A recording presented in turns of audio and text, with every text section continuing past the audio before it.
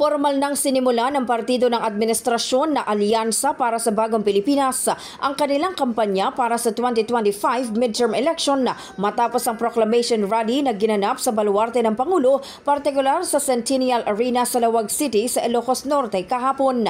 Personal itong dinaluhan ni Pangulong Ferdinand Marcos Jr. at pinangunahan ng pagtaas sa kamay ng mga kandidato ng administrasyon bilang pagpapahayag ng suporta sa mga ito. Sa unang pagkakataon naman, kompleto ang 12 kandidato ng alyansa kasama ang presidential sister. Sa talumpati ng Pangulo, ipinagmalaki nito ang alyansa dahil sila lang anya ang may kompletong tiket mula pagkasenador hanggang sangguniang bayan ng pinakamaliit na munisipyo sa Pilipinas. At hindi pangkaraniwan ang mga aming kandidato. Hindi po kagaya ng mga nakikita natin sa mga iba't ibang partido. Hirap na hirap makakuha ng kanilang mga miyembro. Ang aming pong ipinagmamalaki at pinaglalaban ay subok na at matagal nang nagseserbisyo sa publiko. Hindi po ay naaawa rin po kuminsan sa ating mga katunggali dahil nagmamakaawa para makakuha ng mga malalakas at magagaling na kandidato. Di tulad ng iba, karampot lang ang kandidato.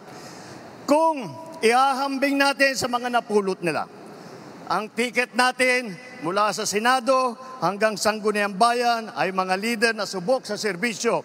Magandang record na pwedeng ipagmalaki kahit kanino. Nagpasaring din ang Pangulo sa kandidato ng ibang partido. Tignan niyo po ang record ng ating mga kandidato.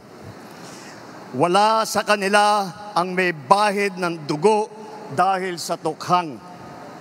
Wala sa kanilang kasabwat sa pagbulsa ng sako-sakong pera, pinagsamantalaan ang krisis ng pandemya, pinabayaan ang ating mga kababayan na magkasakit at mamatay.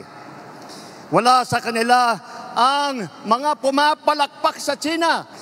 Wala po sa kanila ang tilang sakristan ng isang bulaang propeta na nasasakdal dahil sa pagyurak sa ating kabataan at sa ating kababaihan.